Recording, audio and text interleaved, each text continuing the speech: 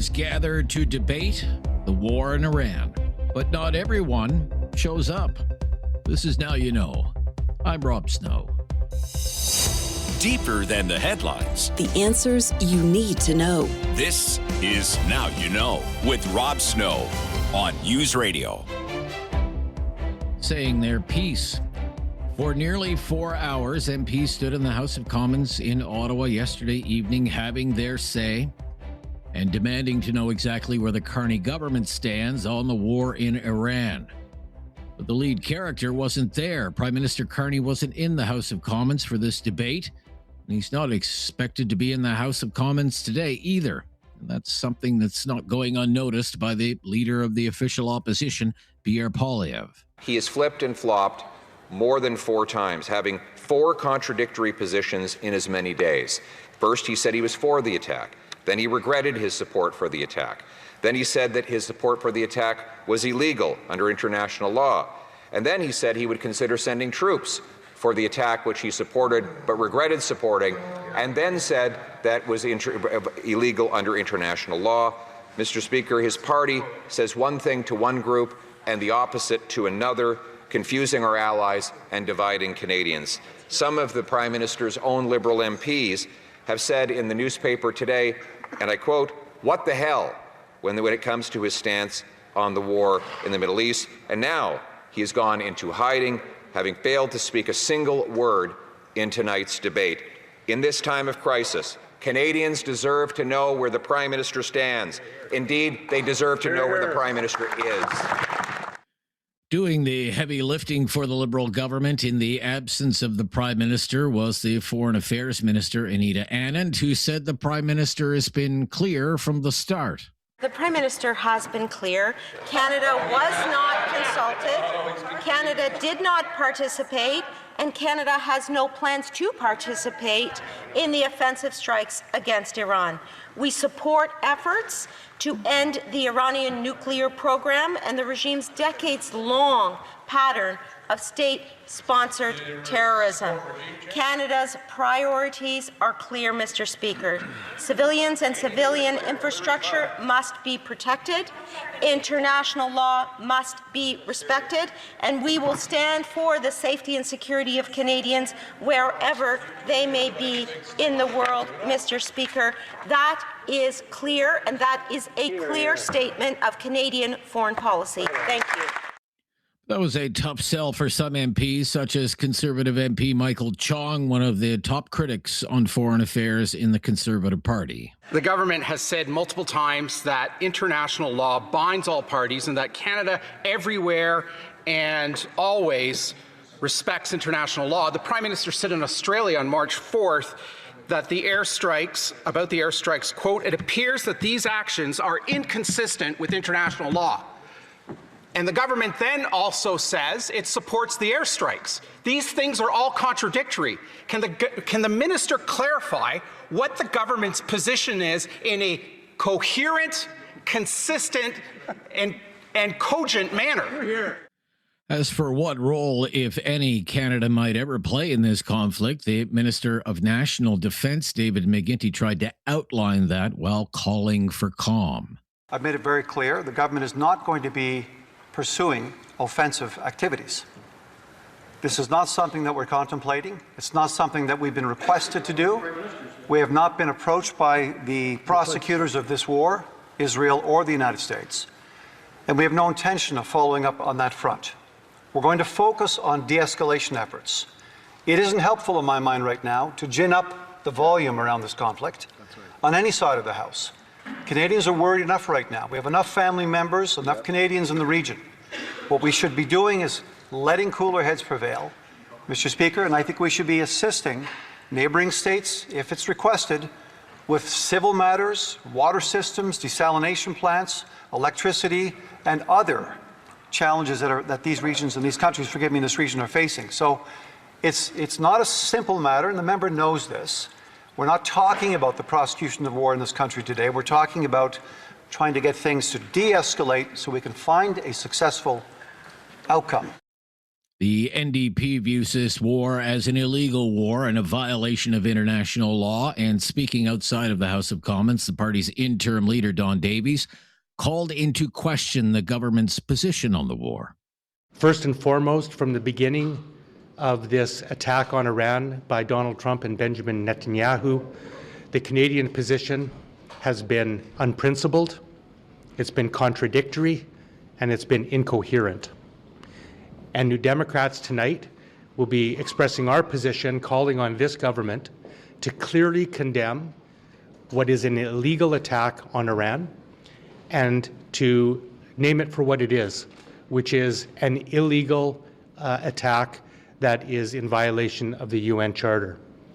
Second, we're calling on this government to make a clear statement that Canadian troops and resources will not be used in the prosecution of this illegal war. And finally, we're calling on this government to call for an immediate ceasefire and the commencement of diplomatic talks to come to a peaceful resolution of this matter.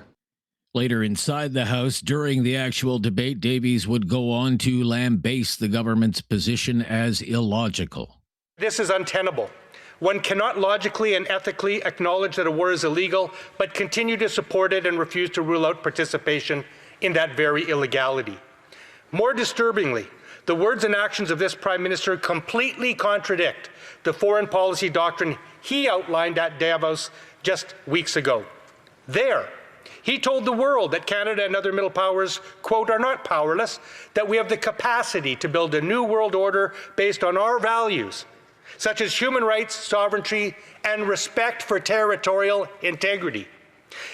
He said that we aim to be principled in our commitment to the prohibition of the use of force, except when consistent with the UN Charter. Davis was the only NDP MP that participated in the debate last night in the House, which was odd, given it was his party that demanded the debate in the first place. I'm Rob Snow. This is Now You Know. This is News Radio.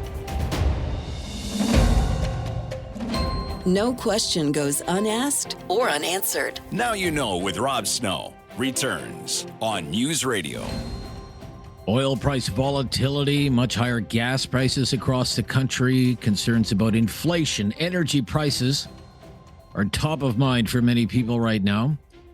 Dennis McConaghy is former Executive Vice President of Corporate Development at TransCanada Corporation, a commentator and author. Thanks for joining us. Good to be with you. Oil prices are down another 10% right now, just a little less than $85 US on the WTI futures contract. What do you think of all the volatility in the oil market right now?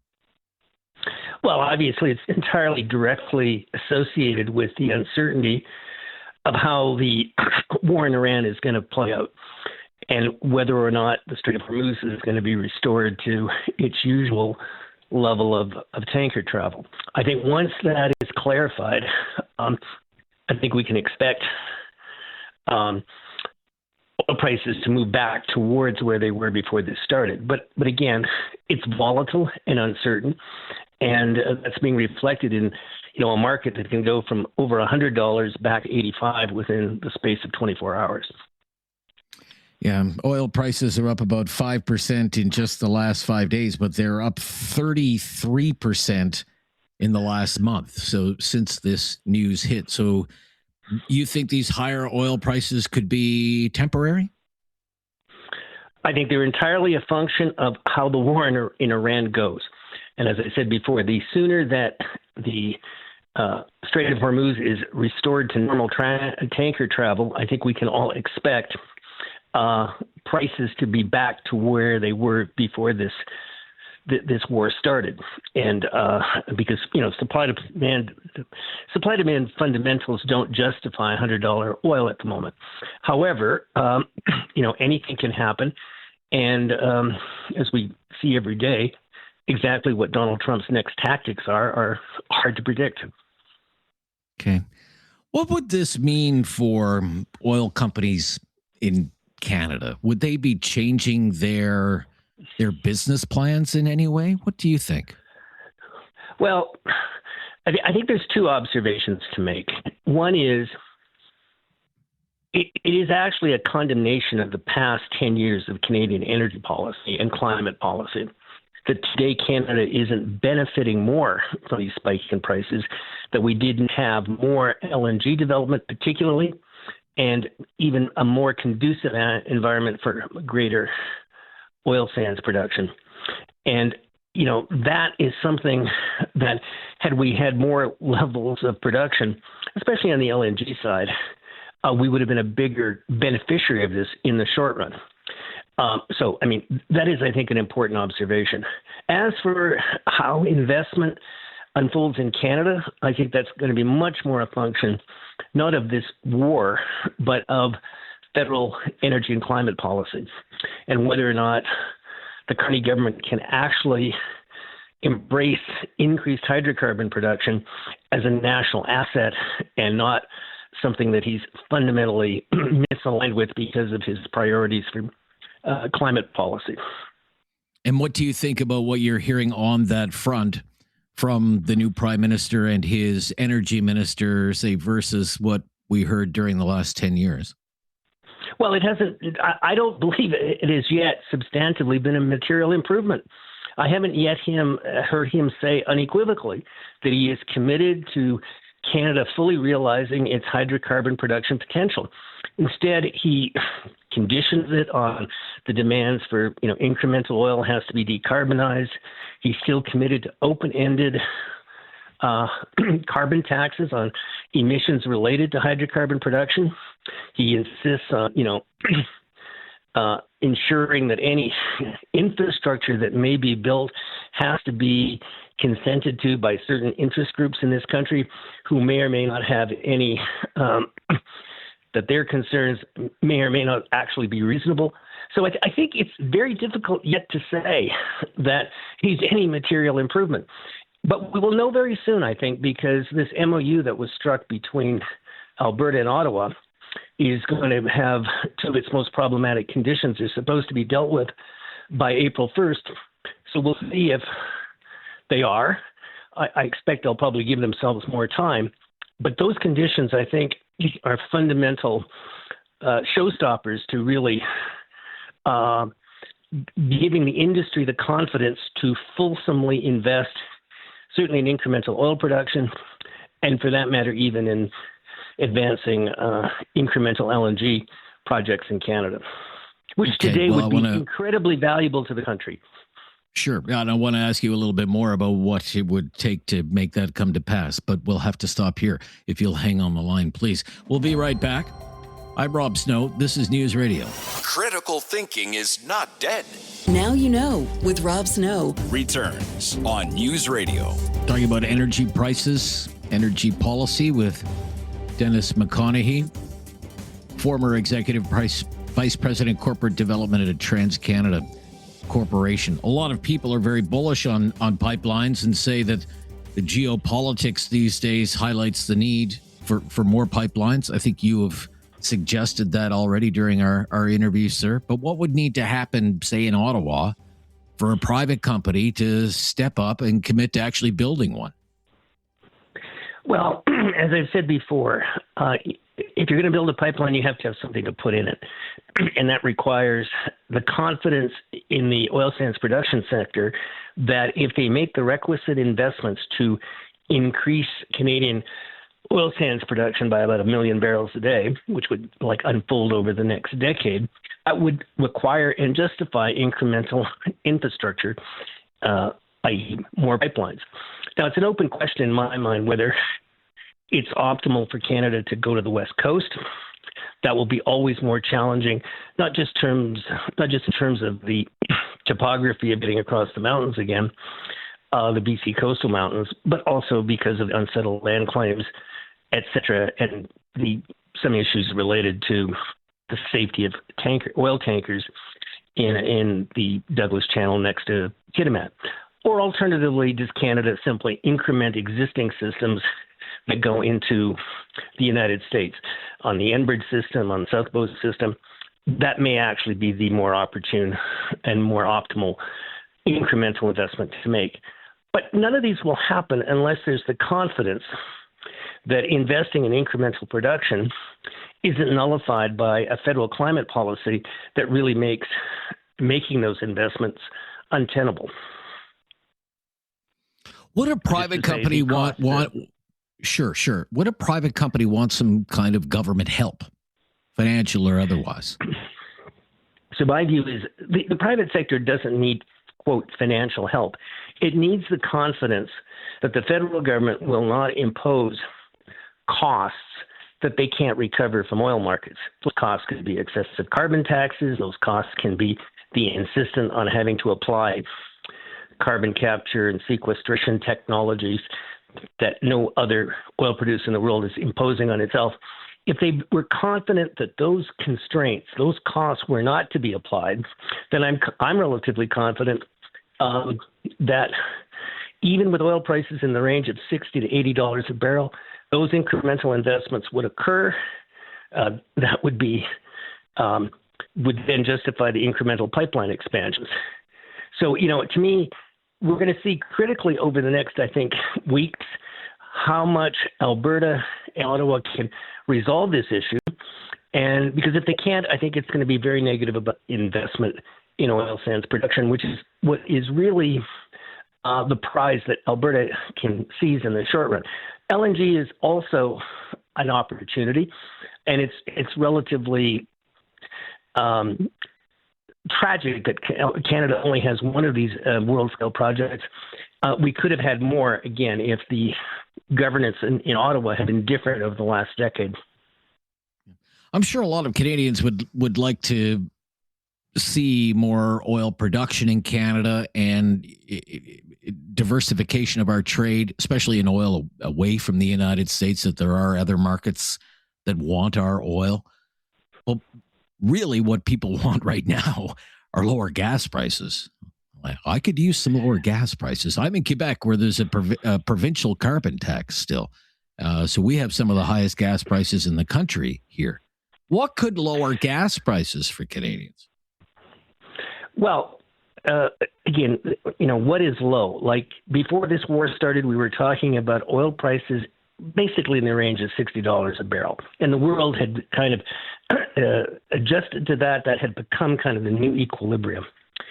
There's no question, and this is just being sort of honest about it. If these higher oil prices were to persist, Canada being a net world exporter, Canada aggregately would benefit from that. However, Canadian gasoline consumers would be paying more. So you get this distribution effect from those people who own and get the proceeds from greater oil production and export, and those who are just consuming it either as gasoline or jet fuel. So again, that always creates, one of those tensions within this country as to who gets the benefits of higher oil production versus those who are just consumers. All right. Okay. Thank you, sir. Good to hear from you today. Now you know with Rob Snow continues on News Radio. It's time for the Tuesday Newsday political panel, and that means it's time for Focus Alberta. Dan McLean is a Calgary City Councillor. Councillor, how are you? I am well, thank you. That's good. Good. Shortly, we'll be joined by Diana Batten. Diana Batten is an MLA for Calgary-Acadia. Just a little delayed joining us here. But, Councillor, let me start with you. What do you think of the Alberta government's decision to increase the provincial portion of the education property tax? Because your mayor has said it's going to result in the largest property tax increase in Calgary's history. Yeah, well, nobody likes a tax increase, but Alberta's booming. People from all over Canada, all over the world for that matter, are coming here to Alberta because, frankly, it's a wonderful place to live and raise your family. But all that growth comes with costs that are associated with it, which in this case, the provincial educational property tax, they're investing a ton of money into new schools, into teachers, into resources for other educational needs. what we saw here in Alberta for the last several months was the opposition party, the NDP, and the teachers and everybody else asking loudly for more funding. Now, I come from from a family of teachers, so I understand that. But again, that comes at a cost. If you're going to hire a ton more teachers, I think building 14 more schools just in in Calgary alone, comes at a pretty huge cost. And yeah, that's where the tax increase is coming from. Okay, but it will cost the average homeowner in Calgary an extra $340. You just say that's the price of growth, Councillor? Well, a third of the property taxes that we collect goes to the educational taxes. So, of course, if you're going to build 14 more schools and hire hundreds of teachers and increase their salaries and then give the supports, and a lot of that is coming from challenges that maybe were unexpected. We've had a massive amount of immigration into our city and into our province. So, of course, that's where is it being downloaded. There is only one taxpayer. You can maybe tax people at the provincial or federal or municipal level, but this is an education tax. And so the people have asked for increased investments in education, and they're spending it. The province is they're investing. Okay. Diana Batten, MLA for Calgary-Acadia, thanks for joining us today. Thanks so much for having me. Yeah, very good to hear from you. What do you think of the Alberta government's decision to increase the provincial portion of the education property tax? Well, I think for many Albertans, this decision by the UCP government to increase property taxes comes down to affordability and what it means for their daily lives.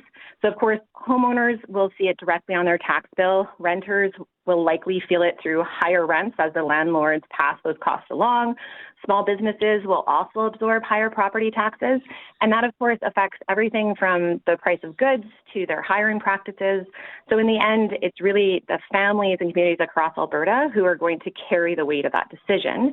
And it's happening at a time when Albertans already they're stretched thin. Groceries cost more, housing costs more, utilities cost more. And so families are making those really careful decisions every single month just to keep up. And so another increase, no matter how it's labeled, adds to the pressure for those household budgets. And what makes it even harder for many Albertans to understand is that the province has seen strong oil and resource revenues in recent years. And so Alberta knows better than anyone, of course, that oil revenues can rise and fall, and that roller coaster is nothing new. But when revenues have been strong, Albertans expect their government to plan responsibly and meet the needs of the growing communities, especially when it comes to education.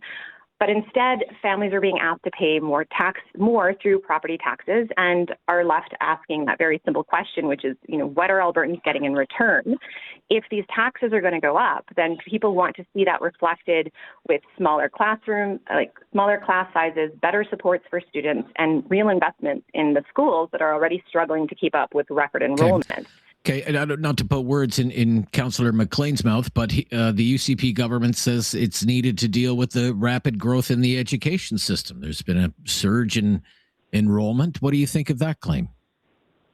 Well, and of course, Alberta is growing, and that growth absolutely shows up in our classrooms. We have more students than before, which of course means we need more teachers, we need more staff, and we need more space for these kids to learn. And no one's disputing that, but the real issue here is planning, right? I grew up in Saskatchewan in the 90s, and even then, Alberta, especially Calgary, was the place that everyone talked about. It was where the opportunity was. It was where people went to build a life. Calgary has always been a thriving city that attracts people from across the world. And so that's part of our story.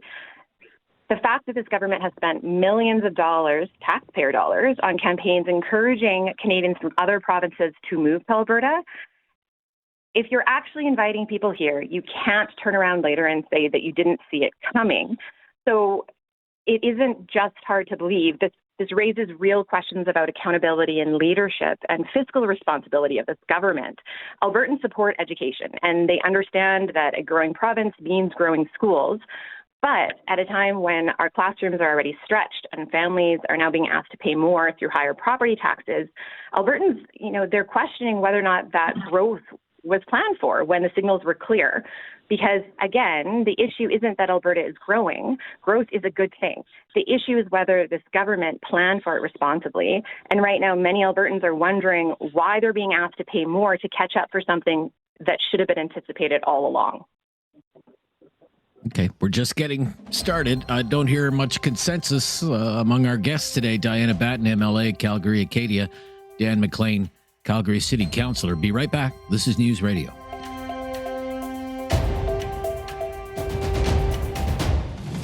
Now you know with Rob Snow continues on News Radio. It's our Focus Alberta Newsday political panel. Diana Batten's an MLA for Calgary-Acadia, New Democrat. Dan McLean is a Calgary City Councillor. Councillor McLean, what do you think of the idea of a separate system to collect education property taxes? The government at the provincial level is more or less ruling that out. But why does it have to be collected by the municipalities and the municipalities send it along to the province? Why don't just separate it out?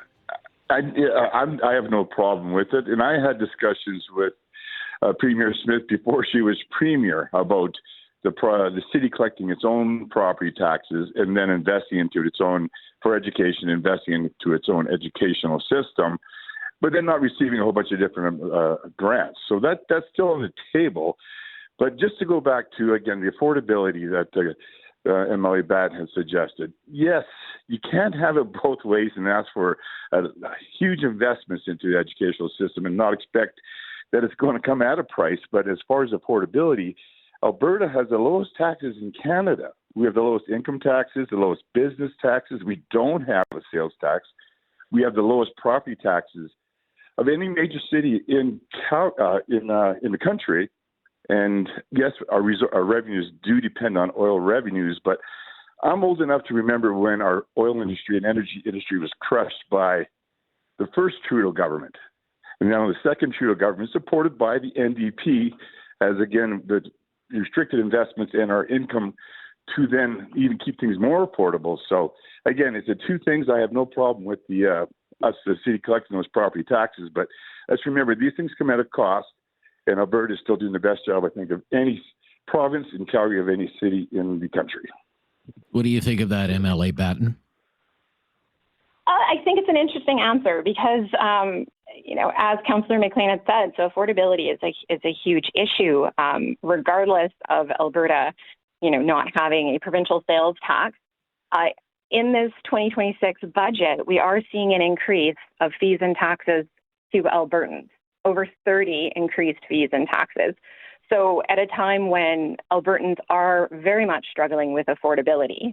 And again, it's when you can't feed your family or you can't keep your lights on, saying, oh, hey, we've got this, we don't have provincial sales tax. Well, that doesn't actually help Albertans. So something else that Councillor McLean had said was that, of course, that education requires a huge investment. And I'm not disputing that by any means. Where I guess my concern comes in is that this UCP government, they've been in power for the last 7 years. They've had opportunity to make investments into the public system, and they have chosen not to. So their lack of planning should not then be on the back of Albertans. Okay. Then if you're not going to, sounds like the NDP wants the sales tax, is what I'm hearing. Sounds like the NDP is asking or wants to have a sales tax to pay for those things. So I don't think that it's going to be palatable for the hearing, because that is not what was said. Okay. Well, you put that on the ballot because, yes, I don't think it's palatable for Alberta taxpayers. Okay. We're not going to fight the election here. What are other ways, if you're not in favor of this, raising the education portion of the property tax, but you want to fund growth in a booming public education system because of population growth, how do you do that? How do you fund growth? What are some alternatives, MLA Batten? I would say so. No, that's a great question. So to start with, Albertans really need a government that plans responsibly. So especially when it comes to funding important things like our public systems, including our public education system. So instead of relying solely on property taxes, the province could be making better use of the revenues than they have been. So, for example, decisions like imposing a moratorium on renewable energy projects, it reduced the potential for those revenue streams that could have already been in the province supporting our classrooms, teachers, and our school infrastructure. This government also spent hundreds of millions of dollars on restructuring AHS, in addition to the Turkish Tylenol debacle. So there's a lot of wasted tax dollars that has happened. Another alternative, of course, would be redirecting funds from other areas or, setting aside resource revenues during high income years, right, to provide that steady, predictable source of funding. Albertans are, of course, ready to invest in education. That's never been the issue, but they do expect that accountability and that fiscal responsibility and planning that matches the pace of population growth and classroom needs. Albertan families should not be shouldering the cost of government mismanagement. All right. Okay. What about that, Councillor McLean? This is failure to plan. Failure to plan appropriately. It's mismanagement with planning. Well, my job, I'm not an MLA, I'm a city councillor, so my job is to keep the city of Calgary's municipal taxes low, keep our property taxes low, and look at how we're spending in priority areas, like in public safety, and different affordability measures, and now we're going to have to invest hundreds of millions of dollars into new water pipe because the previous mayors and councils neglected it. And yes, the previous mayor is now the leader of the NDP. But you have to have foresight and planning, which is, in infrastructure, of course. And that's so, again, my job as a city councillor is not to fix the educational tax on the provincial level, but just to keep the municipal taxes as low as possible. And that's what I'll try to do. All right. When we come back, I did want to kind of transition into that. I hope both of you are being water heroes and how long are you allowed to shower for? 3 minutes, I think. That's it. No more. We'll be right back. We will talk again about Calgary's water woes when we return. This is News Radio. There is no question Rob won't get answered. Now You Know with Rob Snow continues on News Radio. Focus Alberta's really focused Calgary today with Calgary City Councillor Dan McLean and Calgary-Acadia NDP MLA Diana Batten. MLA Batten, what do you think of residents in your city having to ration water again? Well, I think that Albertans, especially Calgarians, we are, we'll roll up our sleeves and support however we can. So that 3-minute shower or, keeping your brown water to water your plants or whatever, I think Calgarians will step up. It's a necessary piece of maintaining our infrastructure. And I think that's, it's something we have to do. Okay. What do you think about attempts by political opponents of former Mayor Nenshi to blame him for this?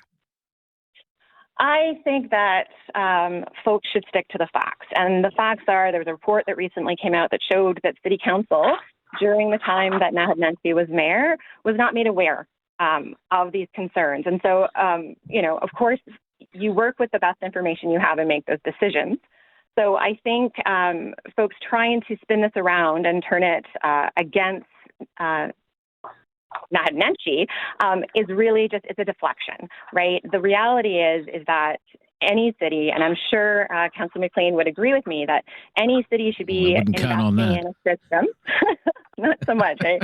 But they should be investing in a system to maintain and build that vital infrastructure, right? So that we don't end up with, situations we've seen over the last couple of years in Calgary. Do you agree, Councillor McLean? Oh, people are getting so tired of water restrictions. I feel their pain. I do what I can to take the shorter showers or whatever's necessary to conserve water. And this council, and I'm proud of the fact that Mayor Farkas, myself, and the rest of council got really serious. We're putting out a new pipeline and twinning this pipeline that you should usually take 4 years within one. So we're taking it serious. We're making investments to build a new pipeline. In the short-term pain, we will have some water restrictions, but at least I think we'll fix it for the long term. But yeah, it is unfortunate that we're in this situation. And yes, facts matter. There was a report in 2010 that said that this pipe was in urgent need of attention. I think Naheed Nenshi did come out in the paper. I saw an article saying, yeah, he saw the report, but they were looking at affordability and didn't have the the will to fix it at that time. So, yes, I think this could have been prevented. And is it political? Yes, that happens with politics. But the point of this is that now we are fixing it. We're going to move forward. But in the meantime, people, please, yes, restrict your water use. Okay. There's a news story today. It suggests that Alberta separation talk is hurting business in Calgary. Councillor McLean, do you hear that? Oh, I hear it on certain news outlets, but I don't see it. I think business, like I said, in Calgary is booming. People from all over the place. Alberta's a place to be. Businesses are coming here.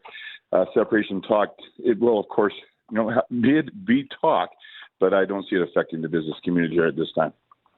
MLA Batten? Goodness, I hear a completely different thing. So my constituents, from the minute that separatism has been mentioned, have been knocking on my door and sending emails. So I'm surprised to hear that from Councillor McLean there, because yes, we even yesterday here at the legislature, we had the First Nation leaders all come and clearly oppose any push towards separation. They warned that it was divisive and harmful to their communities, the treaty relations, and economic stability. Further, I have heard personal accounts from my constituents who lived in Quebec during the 1995 referendum vote, whose company then relocated, even though the separation did not occur. They relocated their headquarters, fortunately, to Calgary, because of that uncertainty that just the question had raised. So I am actually really surprised to hear that Councillor McLean hasn't heard it, because we share some of the same constituents, and I have definitely heard very strongly. I was from starting to them wonder if you actually did share some of the same constituents after today's conversation. Believe it or not. Thank you. Thanks to both of you. I enjoyed the conversation and the debate. Bye-bye. Diana Batten, MLA, Calgary-Acadia, New Democrat, the Alberta legislature. Dan McLean, a city councillor in Calgary. Focus, Alberta. This is News Radio.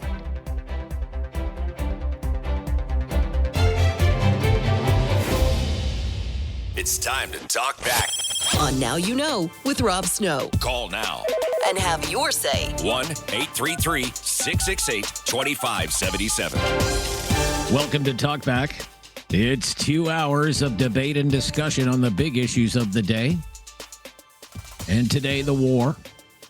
Here's a question for you. Let's start with this and see where the conversation takes us today. Why do you think the United States started this war? Why do you think the United States decided to attack Iran and start this war? What do you think the reason is?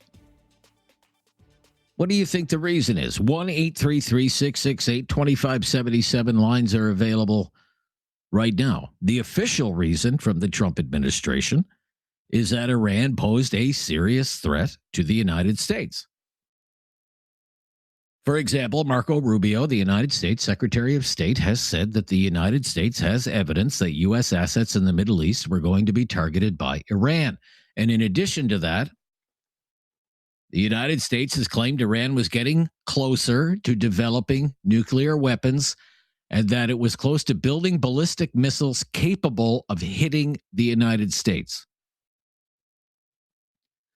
Those are largely the official reasons, and then there are all sorts of other reasons that have been brought up since this war started about a week and a half ago. That Iran funds and arms proxies that commit terror acts, proxies like Hamas and Hezbollah and the Houthis.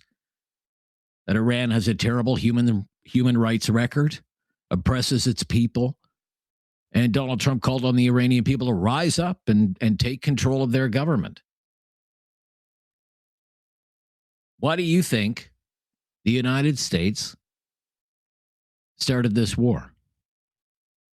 Those are some of the reasons that have been cited by the top people in the Trump administration and by the U.S. president himself.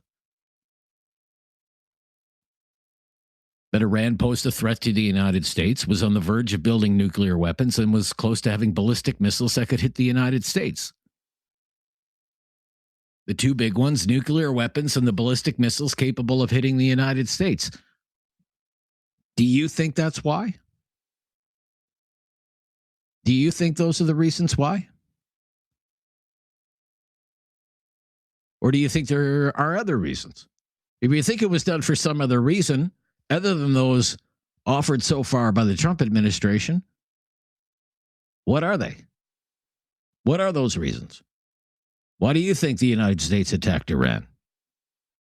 If it's not the reasons that are on offer from the Trump administration, then why do you think this war was started in the first place? 1-833-668-2577. 1-833-668-2577. One of the reasons we want to ask you this question today is because not everyone is convinced that what the Trump administration has said is true about why it started this war. Lots of people have been on the news, national security experts, experts in Middle Eastern affairs. They all question the official narrative. For example, quoted in a news story today, Matthew Bunn, arms control expert at Harvard's Kennedy School, calls the assertion that Iran was close to developing a nuclear weapon, quote, not true. Not true. And remember, Donald Trump announced in June, after the airstrikes on Iran in June, that Iran's nuclear weapons facilities had been obliterated. And yet, even though those nuclear weapons facilities had been, quote unquote, obliterated, the threat of Iran's nuclear program is being cited by the Trump administration as one of the reasons behind this. And on this claim that Iran was close to having the capability of launching ballistic missiles that could reach the United States, that too has doubters. For example, sources in the U.S. government told the news service Reuters those claims are either not true or totally exaggerated. They say Iran has ballistic missiles that can hit Israel and U.S. assets in the Middle East, even some parts of Europe. But they doubt that the country was close to having ballistic missiles that could reach the United States.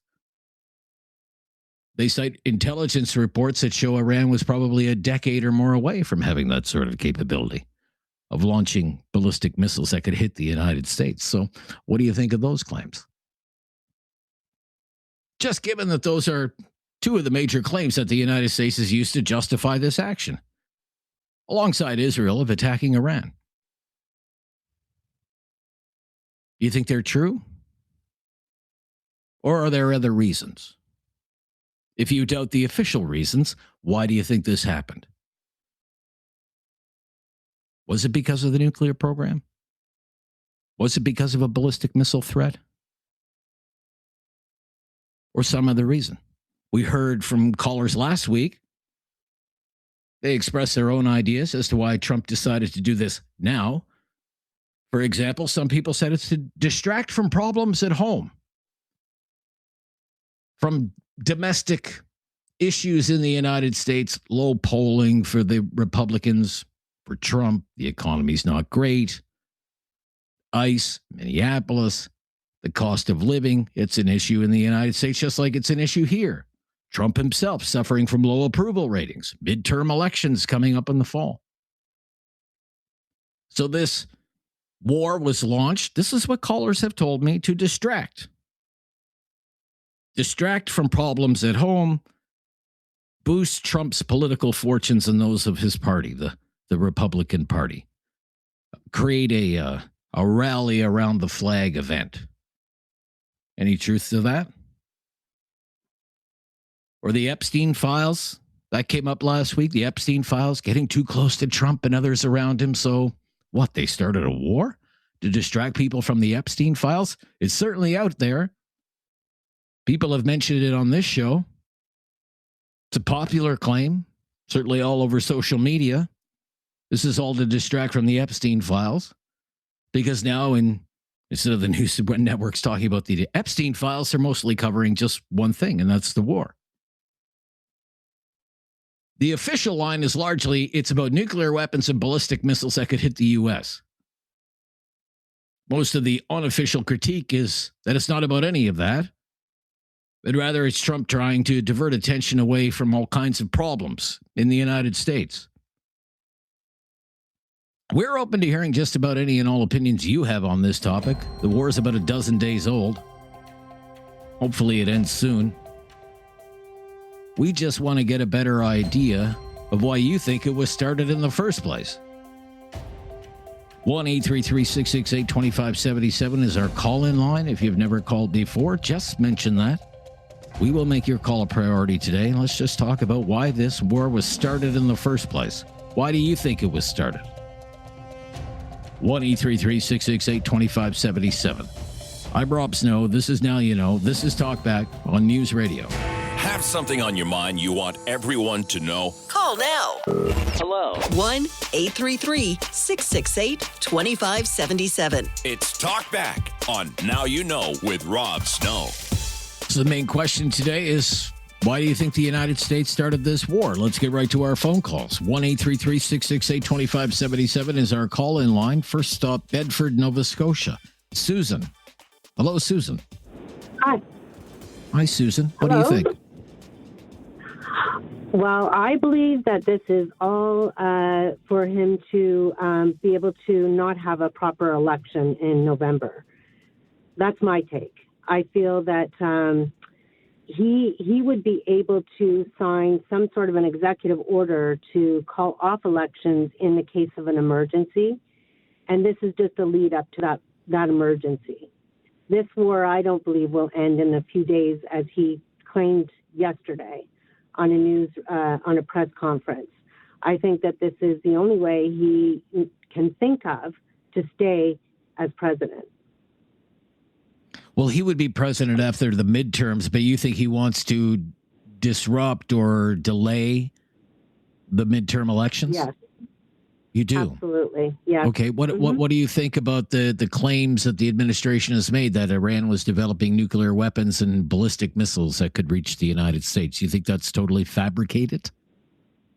I don't think it's totally fabricated, but I don't think that they had any reason to go in at this point other than their ties with Israel. However, this is something I believe in the States as a superpower should have in their minds at all times, that it could come from Russia, China, anywhere. But to just arbitrarily go in there and not, go to Congress first and claim that this was going to happen, that they thought, well, mind you, when he said that yesterday in his press conference that they thought that Iran might be stockpiling missiles to hit the U.S., this is what he says. That's what I heard from Pete, Jared, and Marco. It just shows how unpresidential he is. He's so unprofessional, calling them by the first name, and then he's going to actually admit on camera that it was all hearsay based on what his buddies told him. So I don't believe that, he had a reason to go in right now, except for he's thinking about what's going to happen in the future. He's somehow trying to find an excuse to delay or whatever with the midterm elections. Okay, Susan, interesting. Very curious. Matt is in Calgary, a first-time caller. Hello, Matt. Hi there. Why do you think the United States started this war? I guess I looked into the kind of common reasons given, and I think the midterms are too far in the future. If the war goes on that long, I don't think he'll still be popular enough to kind of get away with anything like using extreme measures to kind of extend his or delay elections, I guess. All right. But it does make sense that there, for whatever reason, just like in the past, there's some connection to Israel and kind of possibly people in the administration being beholden to Israel, and maybe the answers to those questions as to why that would be are in the parts of the Epstein files that have not yet been released. And I think that there's probably the Israelis are pushing forward with another fight against another country after pushing through Palestine there, and that maybe the U.S. is concerned that if they don't help, that kind of do what Israel says, that there's concern that Israel may use a nuclear weapon in Iran. Oh, all right. I haven't heard that Israel has never even acknowledged that it has a nuclear weapon. It's why they believe that it does have a nuclear weapon, but it's never been officially acknowledged. But you think that there might be something in the Epstein files, something damaging in the Epstein files. Is that what you're saying? Well, yeah, I think that like when you see where other people have been prosecuted, as far as like Prince Andrew in the UK, people aren't getting brought up on sex charges or sex trafficking charges. It's for actual, state secrets being given away and things like that. State secrets being sold. Yeah. That there's some of that is going on, and whether you want to argue that we're seeing like half of the files or a quarter of the files, I've heard that it could be far less than that. And what would stand to reason is that the parts that are redacted would kind of hide the actual corruption and, the more damaging stuff than even the sex trafficking things. All right. Interesting. Thank you. There you go. Susan in Bedford, first-time caller about the midterms. Matt in Calgary. Got to be something bad in those Epstein files. What about you? Why did the U.S. start this war? Now, 1-833-668-2577. Have your say on Talkback. This is News Radio.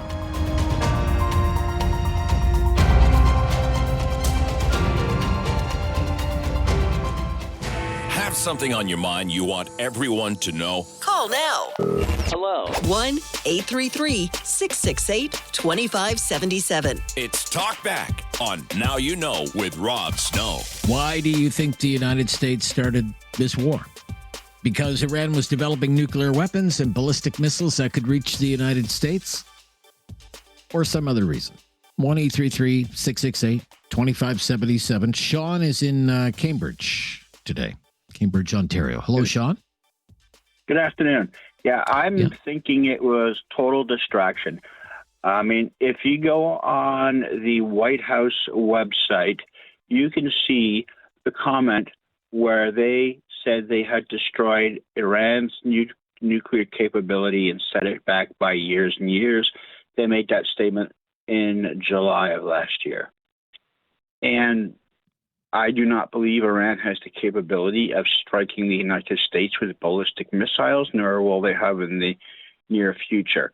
The furthest they've been able to reach so far was a drone strike on the British sovereign base at Akrotiri on the island Cyprus in the Mediterranean, which isn't really that far as the missile flies. I think it's all about distraction. It's like, nice try. We still want to see the unredacted Epstein files. All right. So distraction, that was going to be my next one. Distraction from what? You're saying Epstein files? Epstein, all the troubles at home. He's very unpopular right now. He's made promises, but you could have put prices down. Prices have gone up. We've got the Epstein disaster. A lot of his hardcore followers aren't very happy about the whole Epstein thing. Plus this war. I know he was hoping for the halo right around the flag effect, but they didn't do a proper build up to the war. They just jumped into it. And plus he'd made those promises about no more forever wars. And this is really coming back to bite him in the butt, I think. So, yeah, I think this is all about... okay. Well, Trump is saying now it's mostly over. He says it's mostly over. It's not over. All he's done is remove... He removed the Ayatollah, who was very old and was, who was probably very close to death anyway. So they replaced him with his son. It was just much younger. He hasn't ended it. Iran has no intention of it being over. He can say what he wants. It's not over. And he has said that, they're greatly degraded militarily. You would agree with that, right?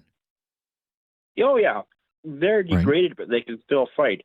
The fact of the matter is, if he wants to end them, they're still going to have to go in and dig them out of the rubble. If you look at unfortunately, the people in power at the White House right now aren't very good military strategists. Hegseth was a junior leader in the Army, and it's showing. If you want to finish off a country, as you saw in World War II and every other major conflict, somebody has to go in and dig them out of the rubble. And that's always the bloody infantry. Sorry. Okay. All right. So distraction from problems at home, including the Epstein files. You You mentioned inflation, higher prices, those sorts of things. Okay, interesting. Not going to bring anybody on right now, but Rick in Halifax, you hang on the line. Sam, don't go anywhere. We'll get right to you as well, but you're going to have to wait until after we bring you up to date on the latest breaking news. If we bring you on right now, you'd only have 10 or 15 seconds to make your point. Want to give you more time than that. And I want to hear from some new callers today. If you've never called before, we love to hear from first-time callers. It's our first talkback of the week, and we are simply asking, why do you think the United States started this war? There are the official reasons that have been cited. Do you believe those? Or was it because of some other reason? 1-833-668-2577 and have your say on Talkback. This is News Radio. Have something on your mind you want everyone to know? Call now. Hello. 1-833-668-2577. It's Talkback on Now You Know with Rob Snow. We're talking about the war on Talkback today, why you think the United States started this war, along with Israel, decided to attack Iran, start this war. What do you think the reason is? Is it because Iran was developing nuclear weapons and ballistic missiles that could reach the United States? Was it some other reason? Some callers already have cited, distraction from political problems at home in the United States. What do you think? 1-833-668-2577. Rick is in Halifax. Thanks for calling, Rick. Hey, good afternoon, Rob. Yeah, hi, Rick. What do you think? Yeah, well, distractions, I think, distractions is a big part of it for Trump.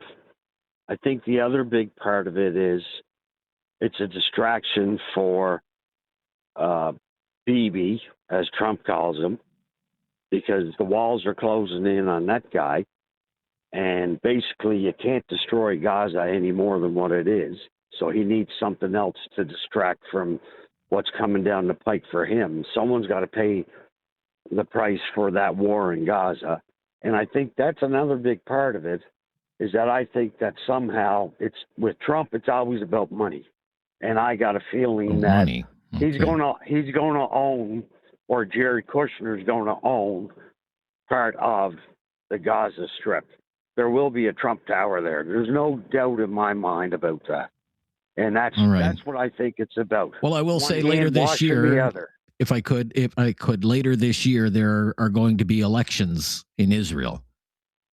We'll see what happens. We'll see what happens. It can always be kind of crazy when it comes to Israeli elections. You remember they had something like 5 of them in 7 years, right? So we'll see what happens there. But you think there could be political consequences to pay for Benjamin Netanyahu in an election?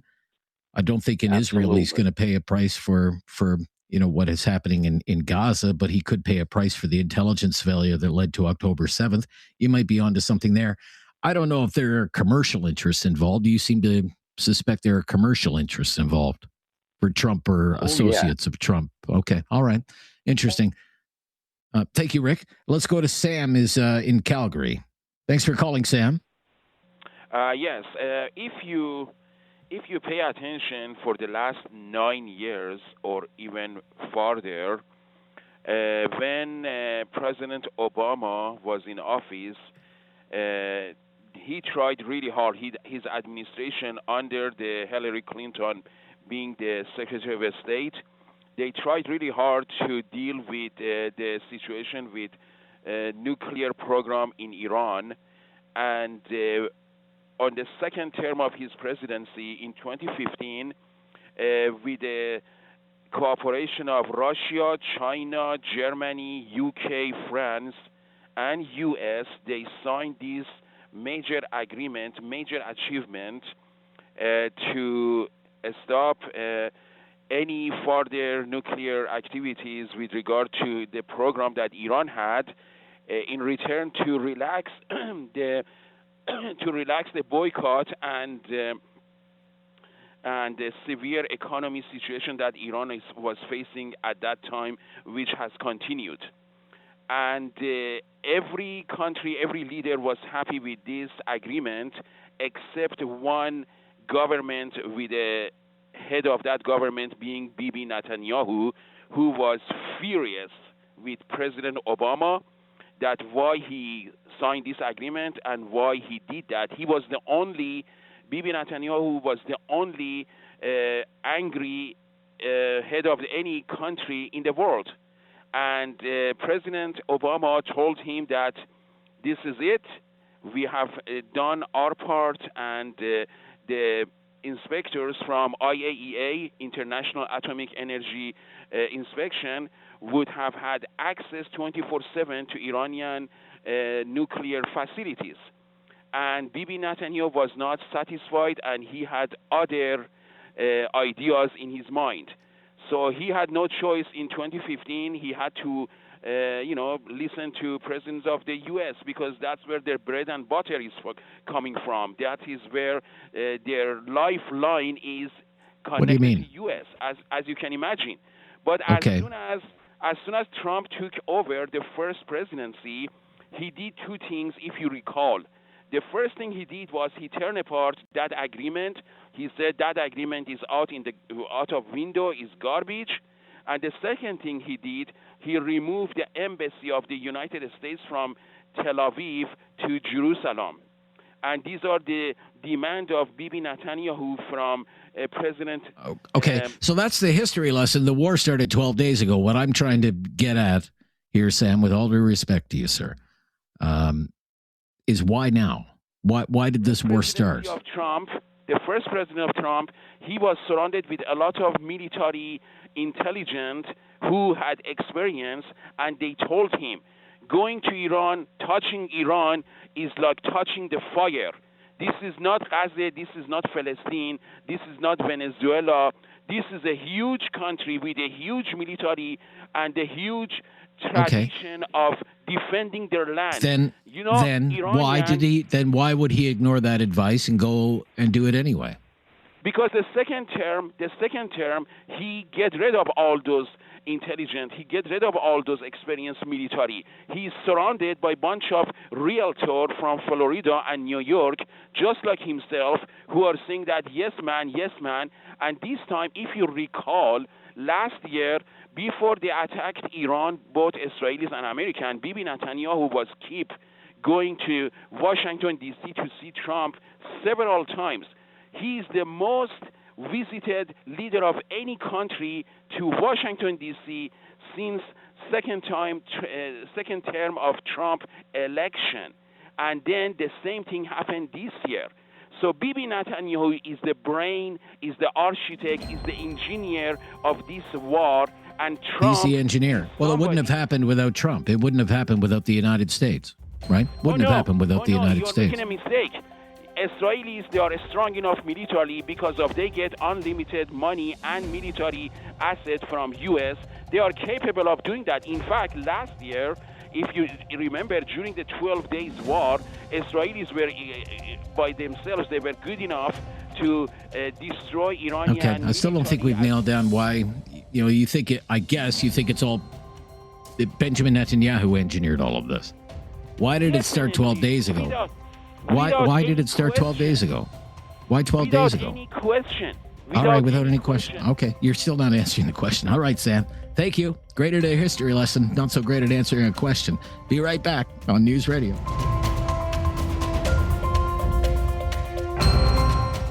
Have something on your mind you want everyone to know? Call now. Hello. 1-833-668-2577. It's Talkback on Now You Know with Rob Snow.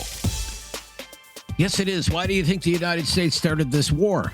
That's what we're asking today. Keith is in Nova Scotia. Thanks for calling, Keith. You're on the line.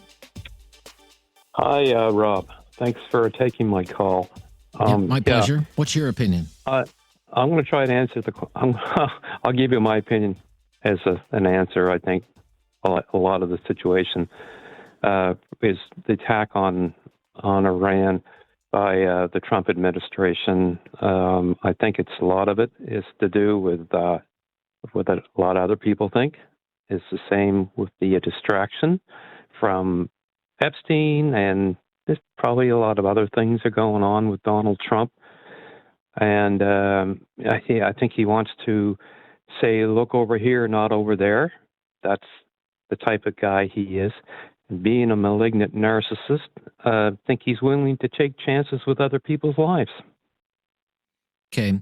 So the official line is Iran was developing nuclear weapons and was developing the capability to have ballistic missiles that could reach the United States. What do you think of those official claims for starting this war? Well, if Iran had missiles to reach the United States, I kind of question if they would actually do something like that. They know the consequences and retaliation would be absolutely brutal for the United States.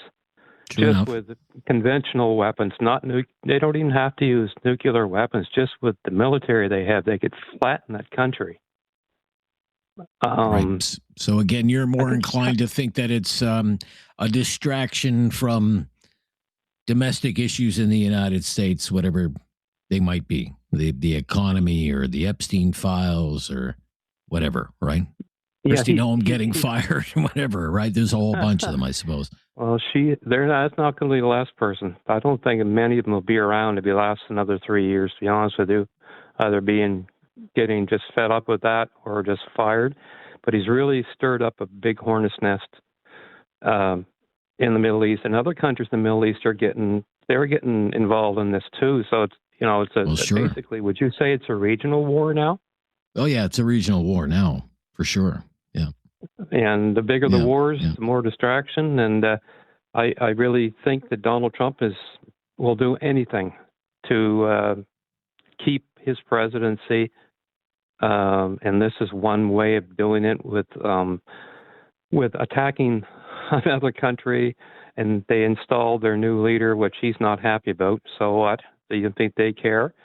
And I think the guy that they've got in there, I think some reports I read that he's more of a hardliner than his father. Yeah, I have no idea.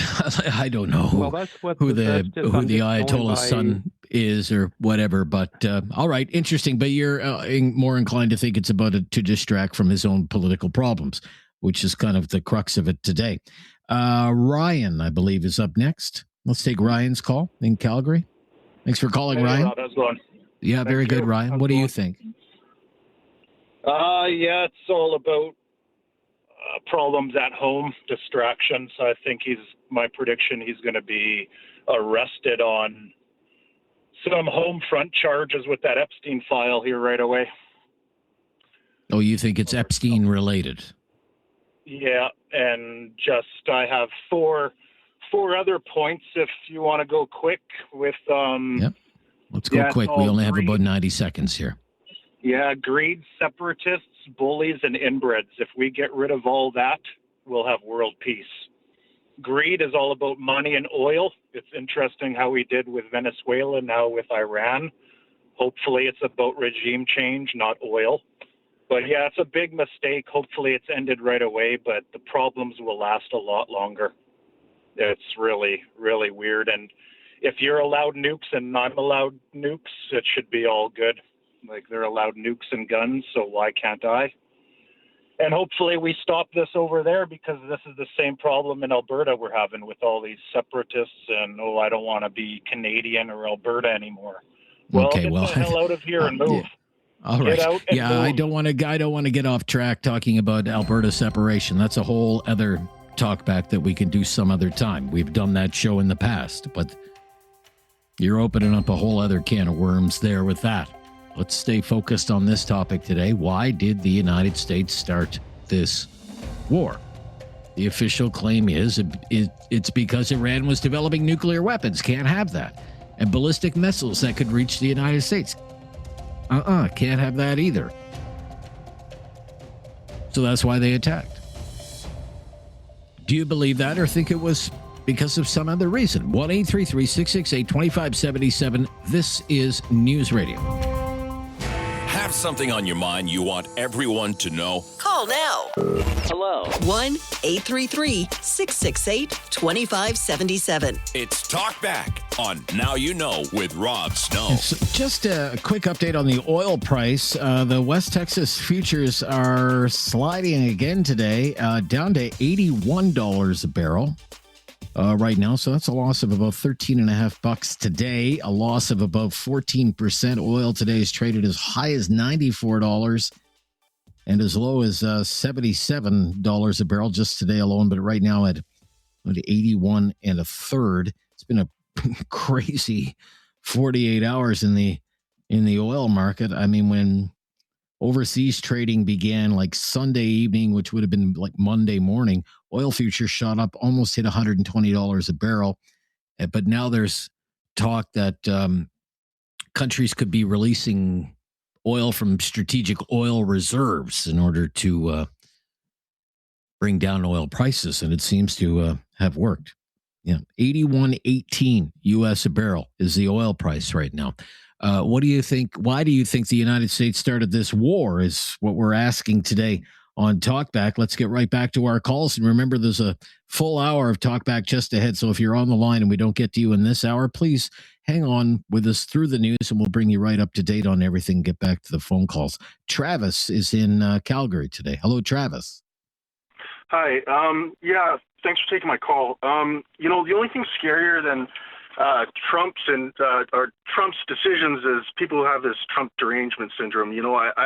I find it very hard to believe that people are actually buying into a fact that a country can spend $5 billion in a week and put countless lives on the risk for somebody trying to distract political moves or have political motivations with what's going on in his own country.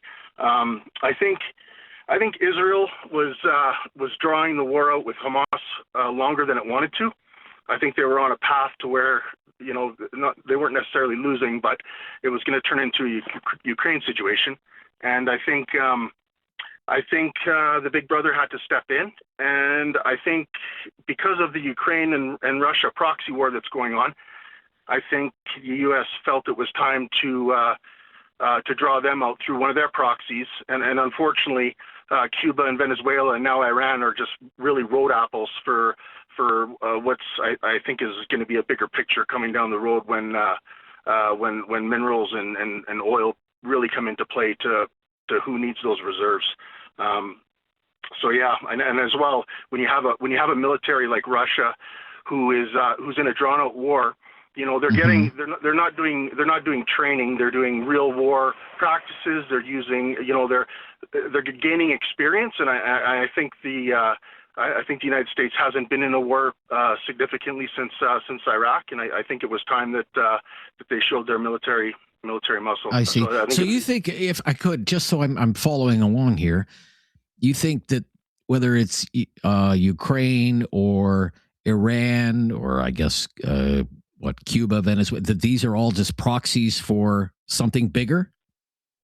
Yeah, I believe so. Yeah, I believe that. Well, that's something scary. had to be done. It is scary, and you know what? I mean, I'm here nor there.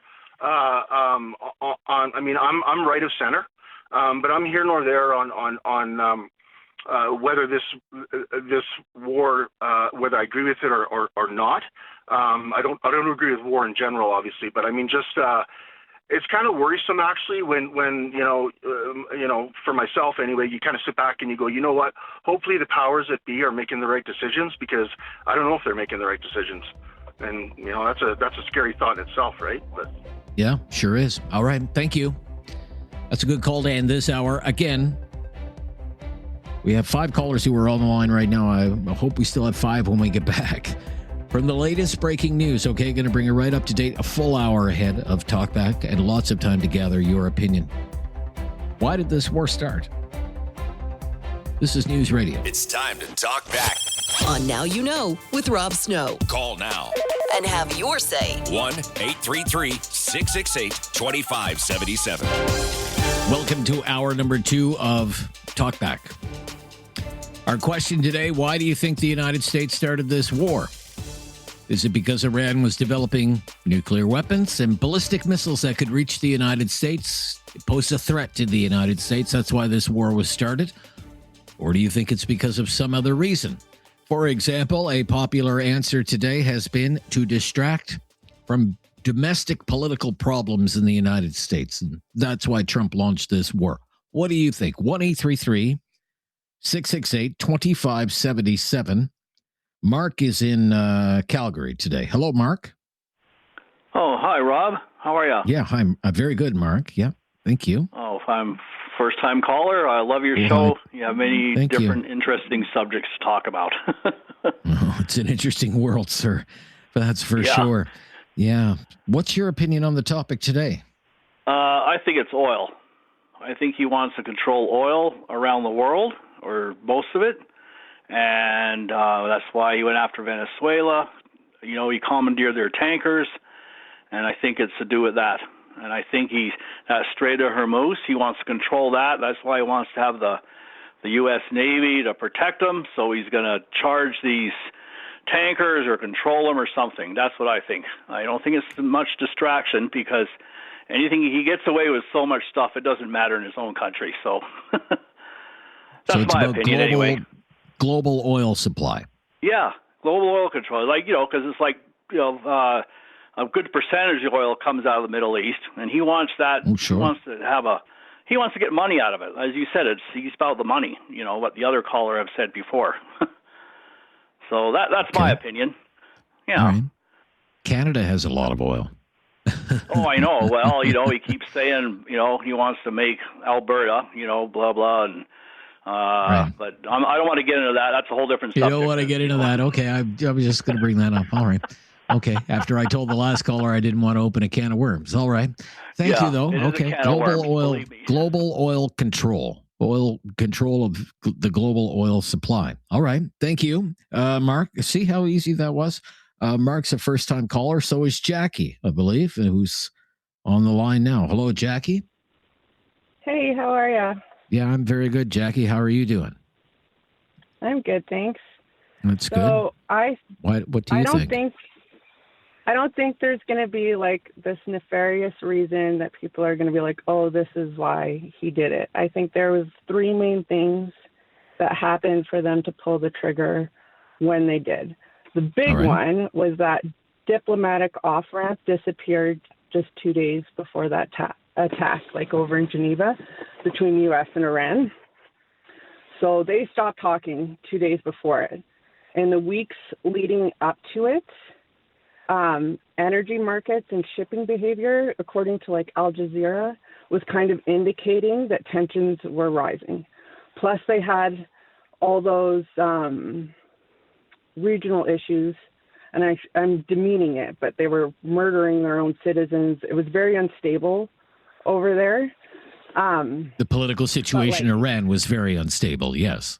Exactly. Right. And then I think the biggest thing that caused the trigger pull was when all the leaders had gathered, like the Iranian leaders and whoever else, gathered in Tehran, and it allowed Israel and the U.S. to basically, like, for lack of a better term, decapitate. Exactly.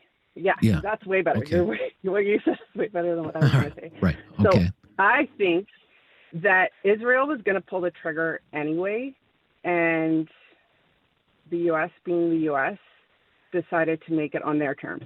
Now, don't get me wrong. When there's a crisis situation, all governments, are going to manipulate those to their advantage, and I think they will do that wherever they see possible.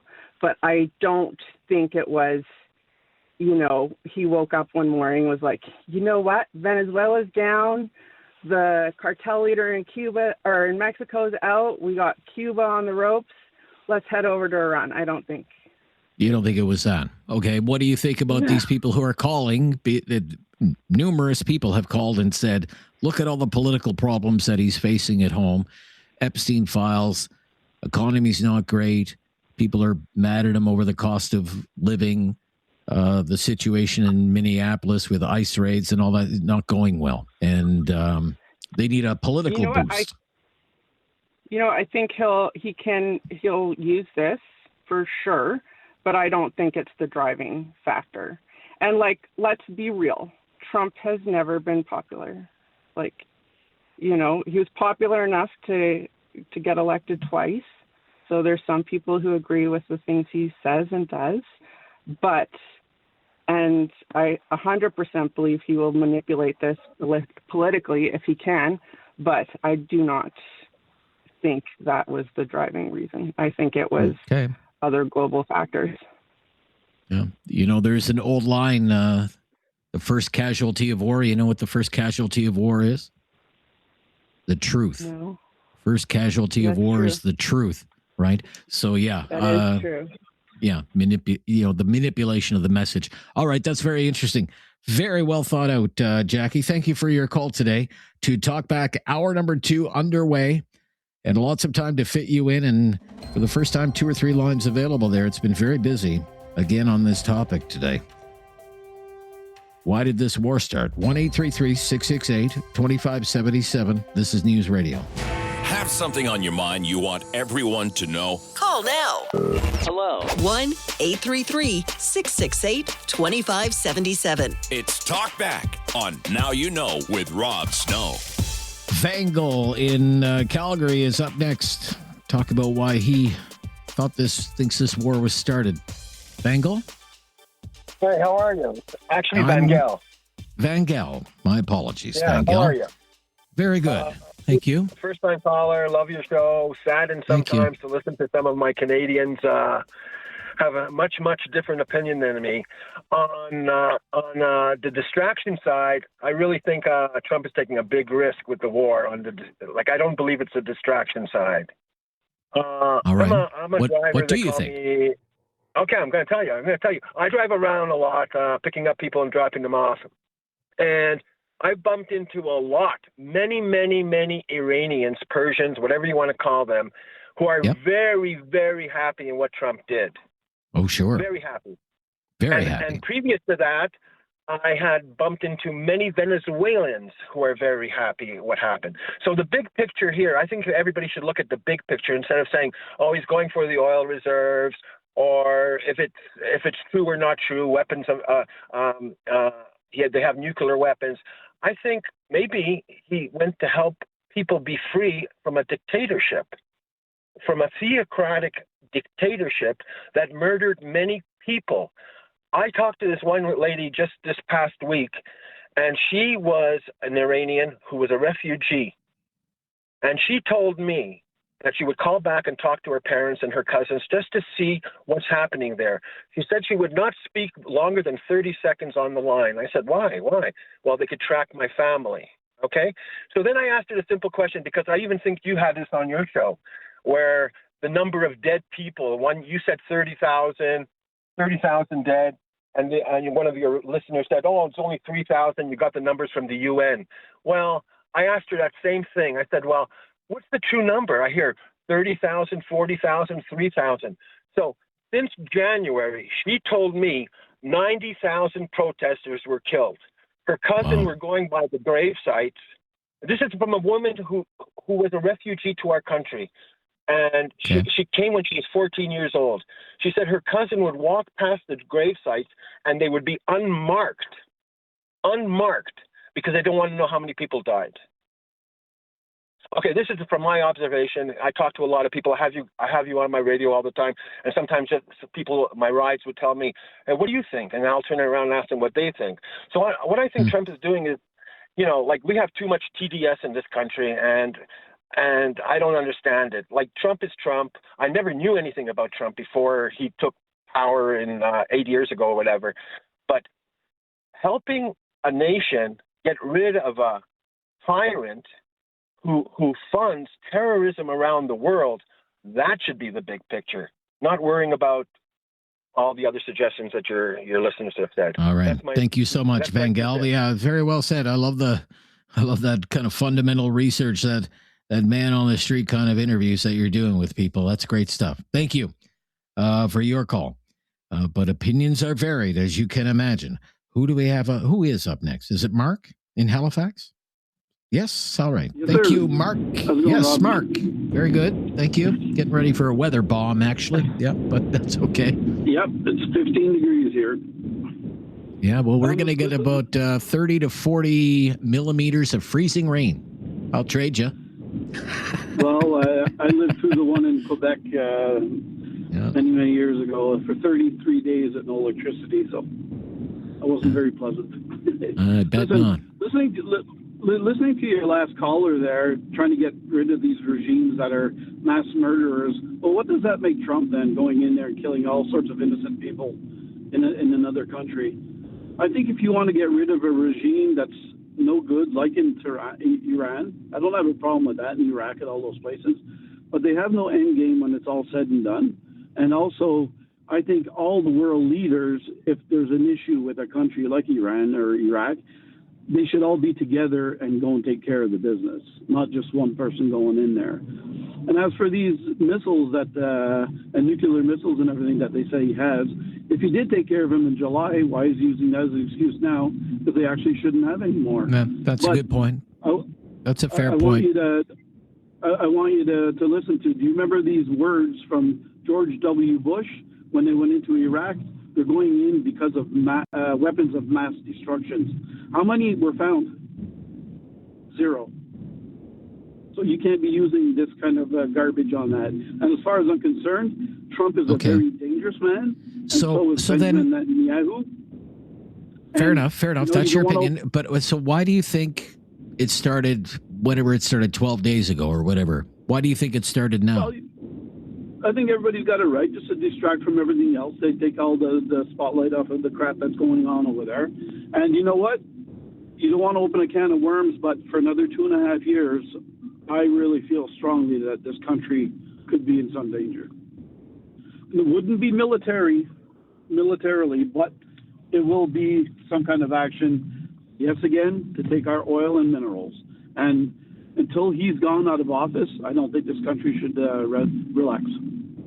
All right, fair enough. Thank you for your call from Halifax today. That's Mark. Join the discussion, will you? Opinion is all over the place today. Why do you think the United States started this war, along with Israel, decided to attack Iran and now start a war in the Middle East? What's the reason? 1-833-668-2577 is why they say it was done, and then there are all kinds of other opinions on why it was actually done. I want to know what yours is. This is News Radio.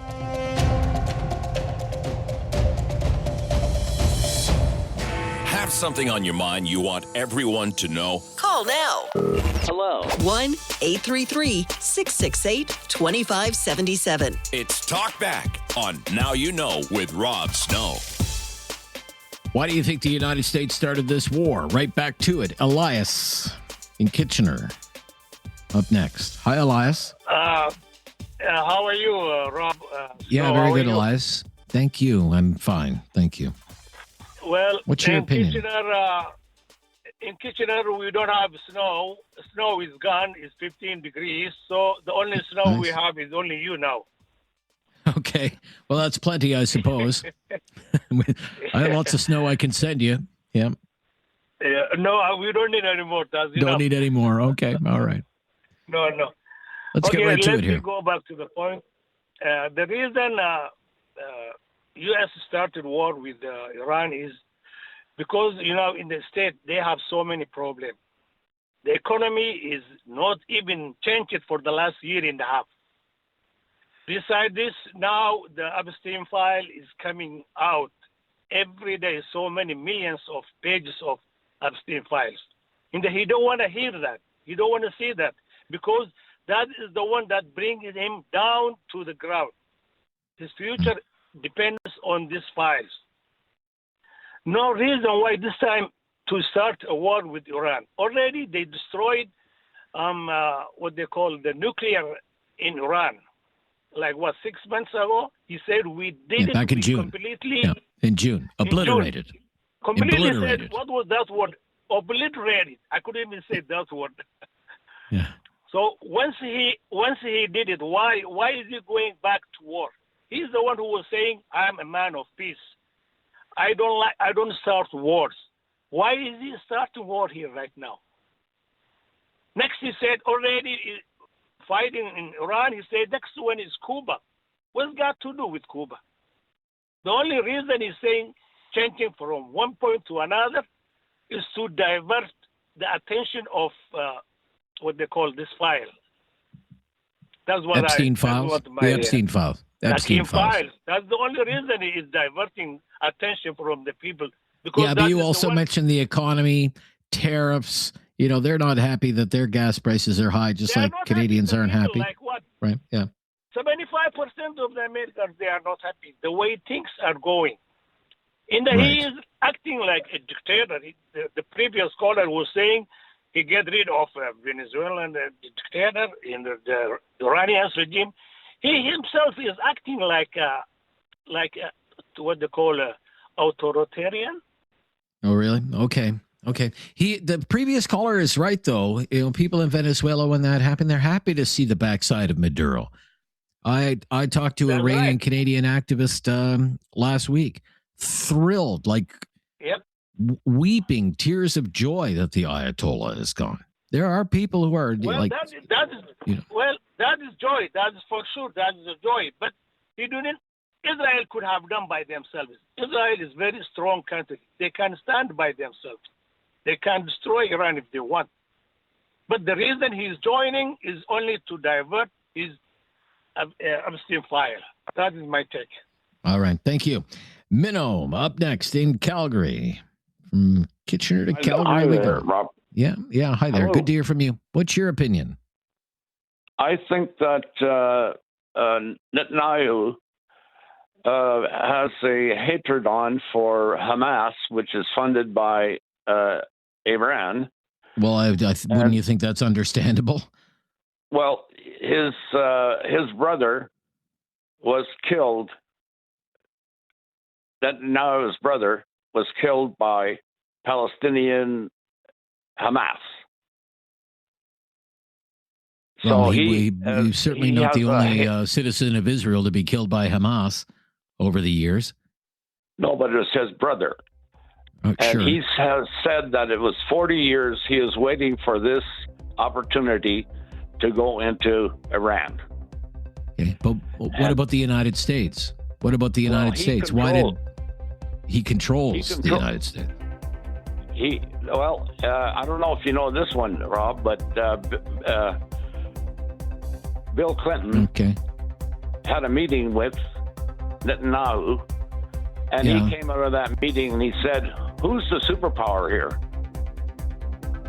Okay, yeah, I don't know that one. All right, thank you. 1-833-668-2577.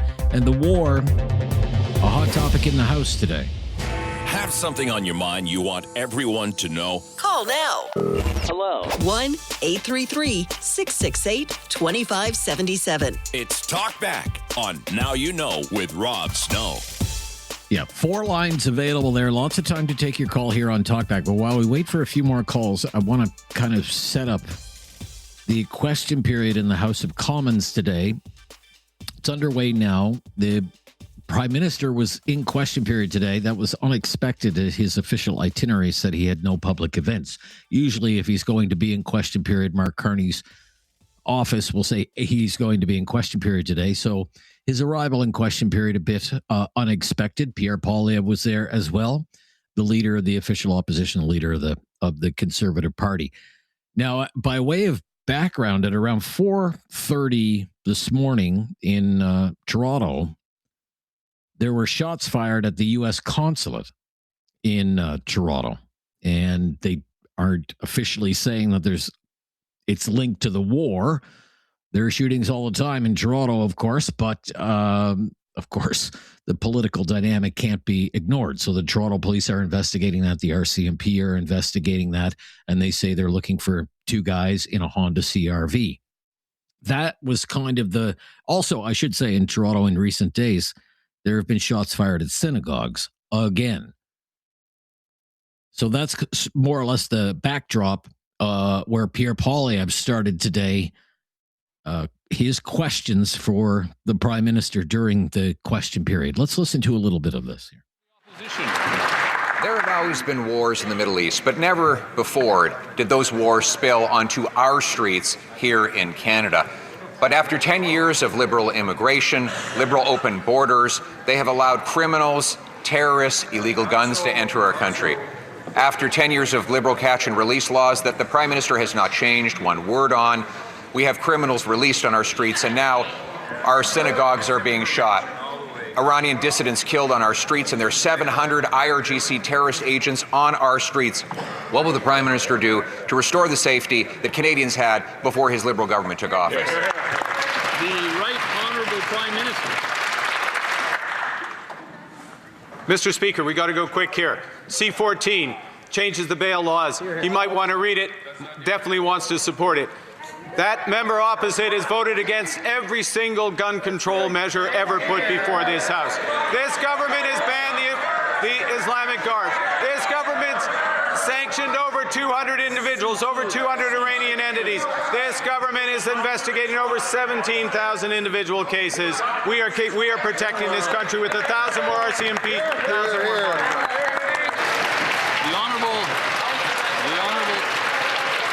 The Honourable Leader of the Opposition. What I voted against was a Liberal approach that has doubled gun crime by wasting billions going after duck hunters, farmers, and legal sport shooters. The Prime Minister is more worried about protecting turkeys from hunters than he is about protecting synagogues from terrorists, Mr. Speaker. That's the real problem. We've got 700 IRGC terrorists in this country. It doesn't matter if they're banned. If they're on our streets, they are a danger. They're shooting up synagogues, killing dissidents, and threatening our people. Will he reverse the Liberal agenda that unleashed this violence on our streets? The Right Honourable Prime Minister. Mr. Speaker, we, on this side of the House, we want to protect synagogues. We want to protect community centers. We want to protect places of worship, which is why C9 is before this House today. I challenge the member opposite to put his votes behind his words to protect the Jewish community, to protect communities of faith across this country. The Honourable Leader of the Opposition. Mr. Speaker, his solution to synagogues being shot up is to ban sections of the Jewish Torah. Mr. Speaker, that is not our solution on this side of the House. And that's according to his own immigration minister, his own heritage minister. We need to be safe at home. We need to be affordable at home. But even before this war broke out and raised gas prices, this Prime Minister doubled food price inflation and gave us the worst grocery price increases in all of the G7, so excuses about global impacts are not going to work. Will the Prime Minister reverse his new taxes on food, fuel, farmers, and fertilizer so Canadians can afford to eat? The Right Honourable Prime Minister. Mr. Speaker, I would suggest that the member opposite read the Canadian Charter of Rights and Freedoms, which protects the Torah, which protects the Bible, which protects freedom of expression. This House should not be otherwise informed by possible misrepresentation. We should follow the true word that protects all Canadians. Hear, hear, hear. The Honourable Leader of the Opposition. Mr. Speaker, the question was about food prices. This Prime Minister said he would be judged by the prices at the grocery store. Since he took office, food price inflation has doubled. I think that's enough of that. That's enough of that. But the question that he started with is this kind of developing story out of Toronto. I mean, this would be a heavily fortified building, the U.S. consulate in Toronto. And according to the accounts, it's like, if you know Toronto, Queen Street West, University Avenue, 4:30 in the morning, two guys get out of a Honda CRV and they fire, at least one of them does, fire what appears to be a handgun at this building. Happened around 4:30 in the morning. Nobody was there who anyway called the police. Nobody called the police for an hour later. But that is being investigated now by both the Toronto Police and the RCMP, and they are calling it a national security incident. That was the kind of the backdrop for the first portion of the question period today in your House of Commons in Ottawa. I'm Rob Snow. Back to your phone calls next, and back to our original question. Why did this war start? Why did the United States, along with Israel, decide to attack Iran and start this war? What do you think the reason is? More of your calls just ahead on Talkback today. This is News Radio. Have something on your mind you want everyone to know? Call now. Hello. 1-833-668-2577. It's Talkback on Now You Know with Rob Snow. And thank you for your patience. Let's get back to our phone calls here. Linda is in southern Alberta. Thanks for calling, Linda. Hello? Yeah, hi, Linda. Go ahead. Yeah, well, my thinking is you could have put any one of those ideas in a hat and pulled it out, and that would have been his reason for the day. I mean, he switched his mind back and forth about why he started, why he went in there. You know, he went from regime change to Israel to those mass bombs or whatever. So I'm not sure what his thinking in it is. If I knew, I think I'd be a millionaire because I'd sell the idea. But yeah, I don't know what his thinking in it. As far as doing it for other people, his attitude towards those girls that were shot or killed and the soldiers that died is, well, they're just casualties of war. So I'm not sure that he really puts other people ahead. So yeah, I don't know. Self-interest. Okay, well, the official line is because Iran was developing nuclear weapons and developing ballistic missiles that could reach the United States. What do you think of those reasons? Well, I think that's the only reason he's using, because that one makes it more feasible. All the other reasons, like he said, I want regime change. I want, something else. So doing that, maybe that's kind of a scare tactic. I don't know. What do they say when your country's in trouble? Start a war someplace else. Well, then you're going to the suggestion that a lot of callers have made is that it's to distract. It's a distraction. Well, probably, yeah. Probably more of a distraction than anything. But he's basically self-interest. He's always has been. I think he always will be. So that's all right, my Linda, view thank on you. it anyway. Yeah, I appreciate you calling and sharing it today. Still some lines available there. Wayne in Kelowna, British Columbia. Hello, Wayne. Hello, sir. Thank you for taking my call. You're welcome. In layman's terms, basic layman's term, I am okay with Trump attacking Iran. The problem I have is, if it's nuclear weapons, great. There's been no proof whatsoever. The last time something like this happened regarding nuclear weapons was the Iraqi war, and it was shown afterwards there was no proof. But the problem I have with Trump is he the guy protecting the schoolyard from the schoolyard bully, or is he the schoolyard bully? And you have to look at his history, and that's what's scary. He's talked about Greenland, Canada, Venezuela. He's already done. Now he's talking about Cuba, and so the history is kind of scary, right? Cuba's not doing nuclear weapons. Greenland's not doing nuclear weapons. So you think there's got to be an ulterior motive there, and I'm trying to be as politically polite, but there's such a dishonest history there, you just don't know what to expect. And that's the scary thing. Again, I have no problem with if there is nuclear weapons there. And as you say, we take your word for it, whoever, if the Iranian people are happy, then that's great. Good for them. And like I said, in layman's terms, I agree with it. It's just that you have to look at the entire case history here and say, is this a legitimate thing or not? And I'm not saying it's used to distract things, but I will say, I know the midterms are not until November, but does this maybe make his mega group appreciate him a little more? I'm not too sure, but you look at the recent polls in the United States, so the majority of Americans do not approve with the Iranian war. So it's kind of scary. It's just the case history. And some of his MAGA loyalists, Wayne, say, well, this is the president who said he was going to keep us out of forever wars. So some of them are not going to be happy, right? That's what I'm saying. Yeah, like the majority, I can't remember. Sorry, I don't have the exact numbers in front of me, but I think it was like 62 or 72% of Americans are not happy with this. And it was a good 17 to 20% of the MAGA loyalists also didn't agree with it. And then there was another, again, I don't want to give you numbers and them being correct, but I can tell you for sure there was a certain amount that were undecided. So, he's as I say, it's volatility is really what scares me with him, and you just don't know what to expect. And I think that, maybe there is nuclear weapons there, but I think I'm not saying from the Epstein files or any of that other stuff that he's trying to get away from that, but I do think he's trying to aim for changing the opinion for the midterms that are coming up already, like we're in November. But I think he's going to do anything. And White, and now he's talking about Cuba, and that'll be interesting to see because Canada is sending supplies over there like crazy, and yet Trump says that's the next on his list. So it's kind of interesting. Yeah. We've already had in this country a very different foreign policy to Cuba.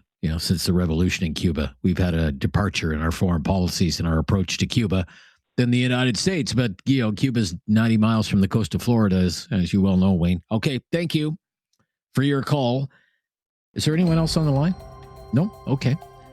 Be right back with more of your calls, some closing thoughts as well. It's Talkback. Talking about the war again today. This is News Radio.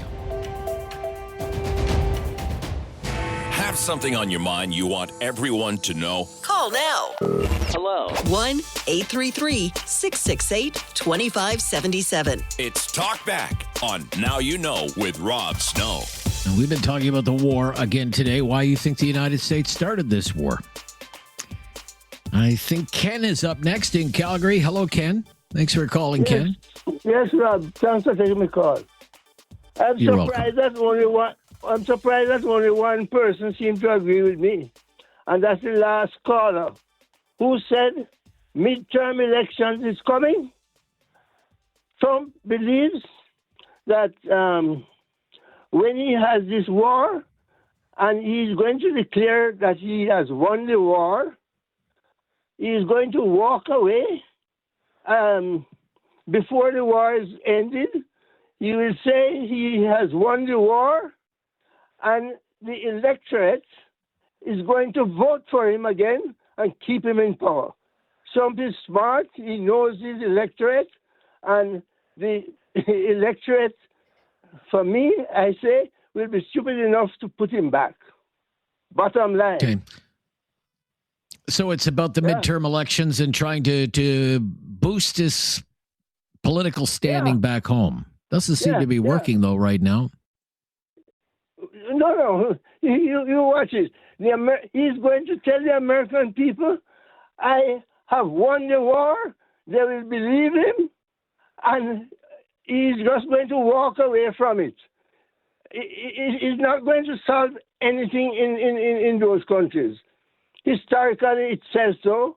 But anything Trump tells the American people, they believe him. All right. Now, I don't know.